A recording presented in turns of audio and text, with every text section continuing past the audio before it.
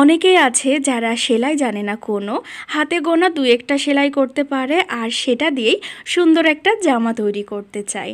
তো আসসালামু আলাইকুম এভরিওয়ান, কেমন আছো তোমরা সবাই? আশা করছি আল্লাহর রহমতে তোমরা যে যেখানে আছো ভালো আছো, সুস্থ আছো। আমিও ভালো আছি আলহামদুলিল্লাহ।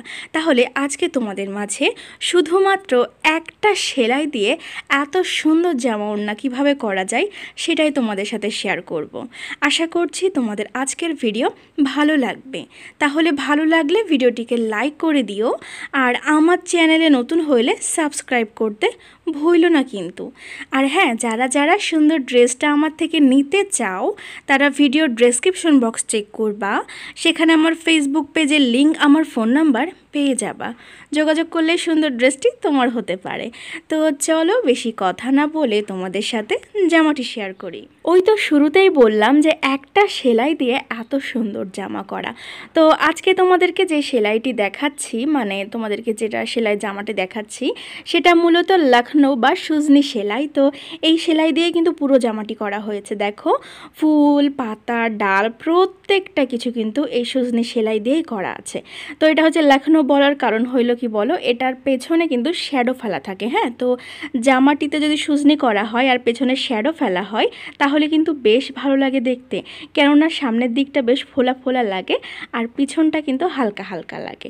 বিশেষ করে এই জিনিসটা বোঝা যাবে ব্রাইট কটন কাপড়ের ওপরে, ভয়েল কাপড়ের ওপরে খুব একটা বোঝা যায় না। আর জামাটির কাপড় যেহেতু ভয়েল সেহেতু বুঝতে পারছো না, ওড়নাটি তোমাদেরকে দেখায় তারপরে বুঝতে পারবা। তো তার আগে পিঠটা দেখে নাও।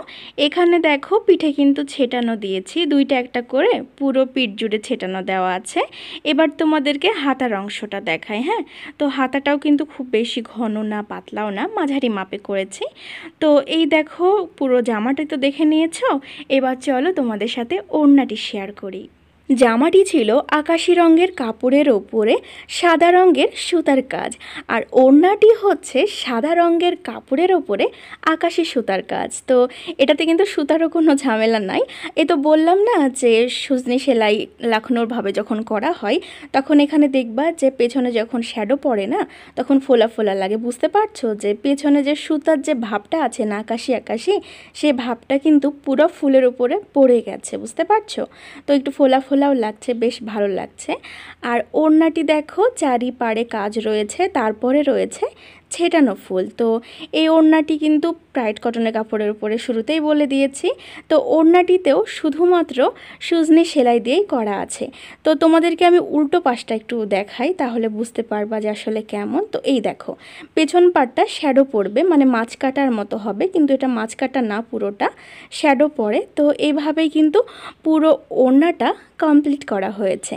তো ওড়নাটি তোমাদের কেমন লাগলো আমাকে ঝটপট কমেন্টে জানিয়ে দাও। এবার এই দেখো জামা এবং ওড়না একসাথে ম্যাচিং কেমন লাগছে বলো বলো, তোমরা আমাকে বলো যে তোমাদের ভালো লাগছে। তো তো যারা যারা সুজনি সেলাই জানো ঝটপট দেখে নাও আর সেলাই করতে বসে যাও ডিজাইনটা দেখে। আর যারা যারা জানো না তারা তারা টিউটোরিয়ালের জন্য অপেক্ষা করো। আমার পরীক্ষা শেষ হইলে আমি তোমাদের সাথে শেয়ার করবো, এখন পারছি না, দুঃখিত, কিছু মনে করো না। পরীক্ষা শেষ হওয়া মাত্র তোমাদের সাথে আমি সব টিউটোরিয়ালগুলো এক এক করে দিয়ে দিব। তো তোমাদের যদি আজকের ভিডিওটি একটু বেশি ভালো লেগে থাকে শেয়ার করে দিও। আর হ্যাঁ, চ্যানেলটি সাবস্ক্রাইব করে সব সময় এভাবেই পাশে থাকো যেভাবে তোমরা সব সময় আছো। ভালো থাকো, সুস্থ থাকো। ভিডিওটি দেখার জন্য ধন্যবাদ। আল্লাহ হাফেজ।